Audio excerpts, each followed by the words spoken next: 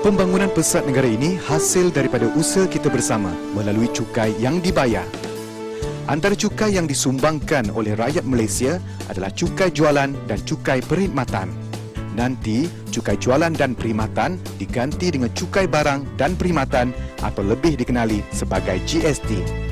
GST adalah cukai kepenggunaan yang dikenakan di setiap peringkat perniagaan. GST akan menjadikan sistem percukaian negara lebih efektif, efisien, telus dan mesra perniagaan. Banyak barangan asas yang tidak dikenakan GST. Wah, bagusnya. Ada lagi. Pengangkutan awam pun tiada GST. Jangan lupa, yuran pengajian pun tak ada GST. Bil perubatan pun tiada GST. Lebih 160 buah negara telah laksanakannya. Jom kita membangun dan maju bersama GST. Dengan GST, kita membangun dan maju bersama.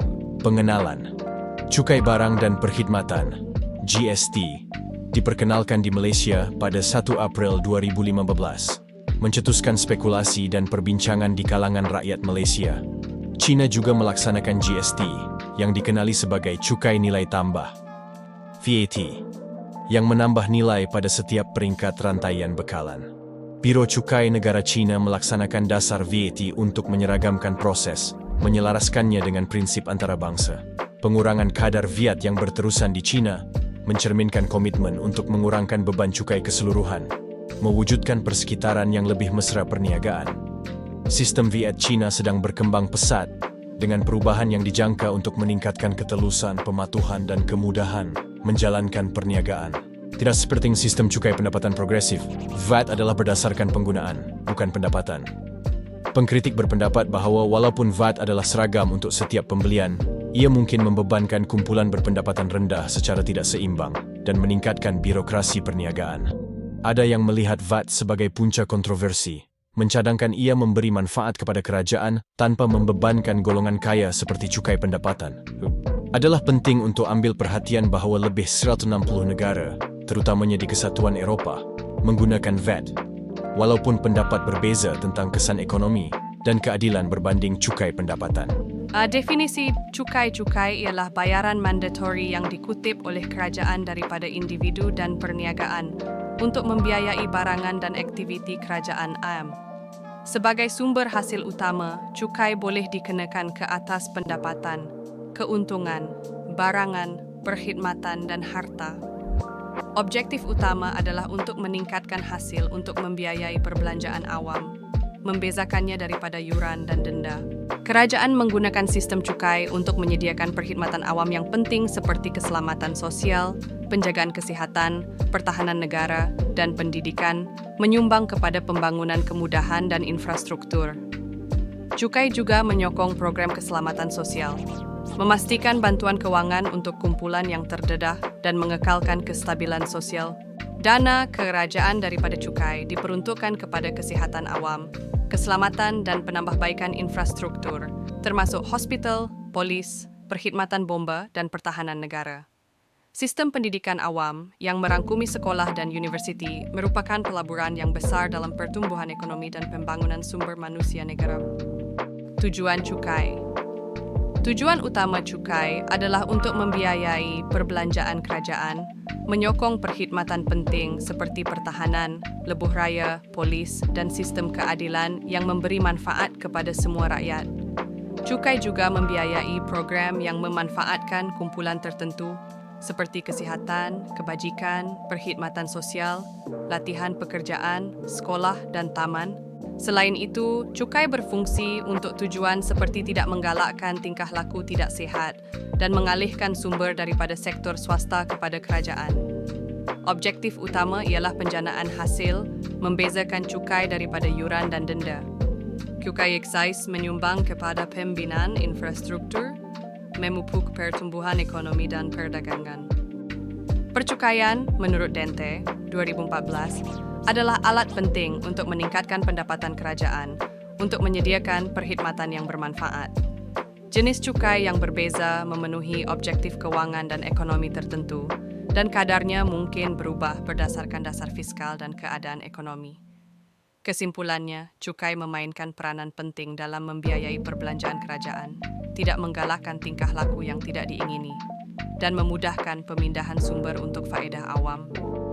Klasifikasi cukai. Memahami tanggungjawab cukai adalah penting bagi pelabur asing di China untuk mengoptimumkan kecekapan dalam pelaburan luar negara dan mematuhi undang-undang dan peraturan cukai yang berkembang dengan inisiatif berterusan memfokuskan pada meningkatkan ketelusan, pematuhan dan kemudahan menjalankan perniagaan. Terdapat beberapa klasifikasi cukai yang dilaksanakan di negara China, iaitu 1. Spesifikasi ekonometrik. 2. Pemboleh ubah. 3. Data. Klasifikasi pertama ialah spesifikasi ekonometrik. Ia merupakan strategi empirikal bertujuan untuk menguji hipotesis yang telah dicadangkan sebelum ini. Berdasarkan analisis teori terdahulu, model kesan tetap ditetapkan seperti berikut. Klasifikasi kedua ialah pemboleh ubah yang terdiri daripada pematuhan cukai, struktur cukai, dan lain-lain pemboleh ubah kawalan. Pemboleh ubah pematuhan cukai ini memfokuskan pada pematuhan cukai di China, khususnya dalam cukai pendapatan korporat yang menonjolkan amalan biasa pengelakan cukai.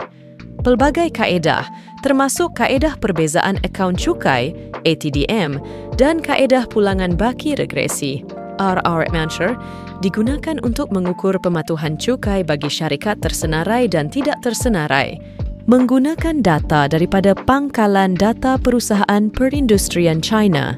Kajian ini menggunakan jumlah cukai langsung dan tidak langsung sebagai sebahagian daripada pendapatan operasi untuk menilai pematuhan cukai keseluruhan dan cukai tidak langsung sebagai sebahagian daripada pendapatan operasi untuk mewakili pematuhan cukai tidak langsung. Matlamatnya adalah untuk menyediakan analisis komprehensif tentang pematuhan cukai korporat dengan tumpuan pada kestabilan dan mengelakkan ralat pengukuran.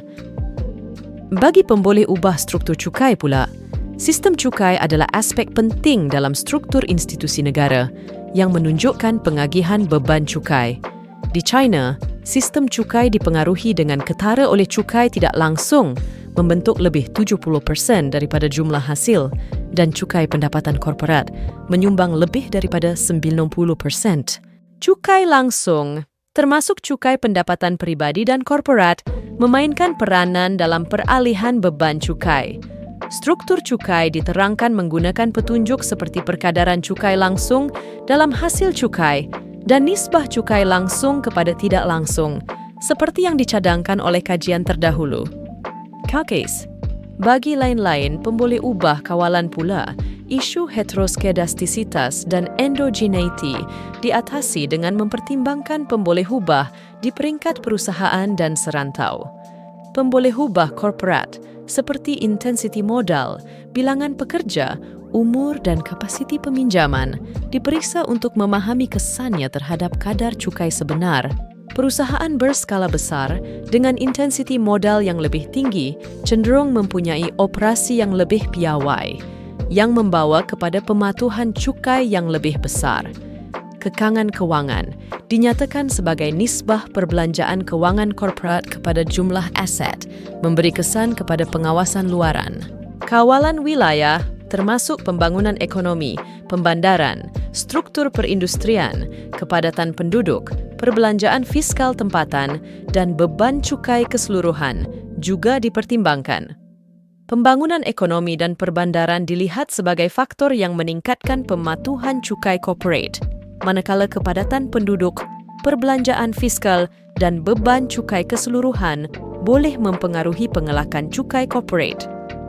Klasifikasi ketiga pula ialah klasifikasi data.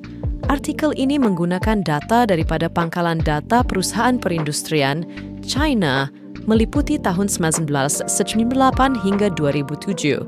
Data wilayah termasuk cukai nilai tambah, cukai pendapatan individu, dan cukai pendapatan korporat diperoleh daripada Guangguo Dishixian Caizheng Tongji Ziliao dalam tempoh yang sama. Data lain dikumpul daripada buku tahunan perangkaan China untuk ekonomi serantau. Pemprosesan data mengikut metodologi yang digariskan oleh Brandt et al. 2012. Pertama, data panel tidak seimbang diseimbangkan menggunakan pelbagai pengecam. Kedua, data tanpa pemboleh ubah utama dan pemerhatian yang tidak mematuhi piawaian perakaunan dipadamkan untuk memastikan kebolehpercayaan dan kualiti. Analisis akhir dijalankan ke atas jumlah sampel sebanyak 1.36 juta pemerhatian. Kadar cukai nilai ditambah, V8, di China ditetapkan pada 13%. Tetapi selepas pembaharuan VAT 2012-16, negara itu kini menggunakan 4 kadar V8 dan penarafan sifar. Selain itu, cukai perniagaan antara 3% hingga 20% dikenakan kepada perkhidmatan. Usahawan kecil menghadapi kadar VAT 3% dengan had potongan terhad. Selain VAT, cukai tidak langsung lain termasuk duty setem, duty custom ke atas import dan barangan mewah, levy pembinaan dan penyelenggaraan bandar, cukai pendidikan kebangsaan dan cukai pendidikan tempatan. Prinsip cukai kerajaan China telah memperkenalkan dasar cukai baharu berkuat kuasa mulai 2024, menggalakkan pelaburan dalam peralatan pejabat.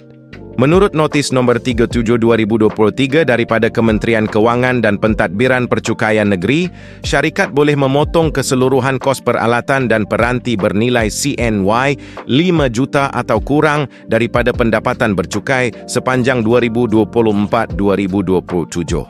Inisiatif ini bertujuan untuk meningkatkan pertumbuhan ekonomi dengan memberi insentif kepada syarikat untuk memodenkan operasi. Peraturan cukai sedia ada masih terpakai untuk peralatan melebihi CNY 5 juta. Pengecualian cukai tambahan untuk orang asing, Kementerian Kewangan dan Pentadbiran Percukaian Negeri di China telah bersama-sama mengumumkan pengecualian cukai tambahan untuk warga asing. Langkah-langkah ini yang direka untuk meningkatkan daya tarikan negara kepada pelabur asing, termasuk kaedah pengiraan cukai khas untuk bonus tahunan dan pengecualian dalam pelbagai sektor seperti pendapatan sewa, penjagaan kanak-kanak dan pengajaran bahasa.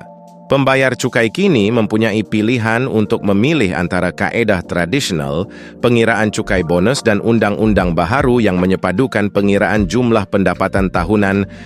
Analisis kesan cukai VAT terhadap kerajaan China dan masyarakatnya. Pengurangan cukai nilai tambah VAT, China telah menjadi pemacu utama dalam menurunkan cukai, menggalakkan penurunan perbelanjaan dan memajukan pembaharuan struktur bekalan. Daripada inisiatif menggantikan cukai perniagaan dengan cukai nilai ditambah 2012-2016 kepada pengurangan kadar VAT yang ketara dalam industri pembuatan pada 2019, pembaharuan ini telah memainkan peranan penting dalam mengoptimumkan persekitaran perniagaan dan memastikan kemampanan entiti pasaran. Kajian ini memfokuskan pada kesan mengurangkan kadar VAT China daripada 17% kepada 13% pada 2018-2019 menggunakan simulasi GAMS untuk menunjukkan ketepatan model yang tinggi. Keputusan mendedahkan peningkatan ketara dalam KDNK benar sebanyak 0.21% bersama-sama dengan peningkatan penggunaan, pendapatan, ekspor dan pelaburan. Walau bagaimanapun, impak fiskal awam pusat dan tempatan menunjukkan penurunan yang ketara yang membawa kepada peningkatan tekanan fiskal tempatan. Kerajaan tempatan menghadapi ketidakseimbangan fiskal yang ketara dan isu hutang tempatan yang muncul menimbulkan ancaman serius kepada kestabilan. Walaupun terdapat penurunan 15.19% dalam hasil VAT, cukai lain seperti cukai pengeluaran, cukai penggunaan dan cukai pendapatan individu masing-masing meningkat sederhana sebanyak 2.65%, 1.15% dan 1.79%. Dasar pengurangan VAT sambil mengembangkan asas cukai menyebabkan penurunan keseluruhan hasil VAT menyebabkan risiko fiskal. Di antara 42 industri, 38 menunjukkan peningkatan nilai keluaran, dengan industri tekstil berkembang paling cepat pada 2.18%. Dasar pengurangan VAT memihak kepada industri pembuatan, tetapi sektor perkhidmatan mempamerkan pertumbuhan yang lebih perlahan, dan beberapa industri mengalami pertumbuhan negatif disebabkan oleh kadar cukai yang tidak berubah. Pengurangan dalam cukai nilai tambah, VAT, bertujuan mengurangkan kos perniagaan, menyokong entiti pasaran dan pertumbuhan ekonomi. Pada 2018-2019, pemotongan kadar VAT meningkatkan daya hidup, meningkatkan KDNK, pendapatan penduduk, penggunaan, pelaburan, ekspor, dan keluaran industri.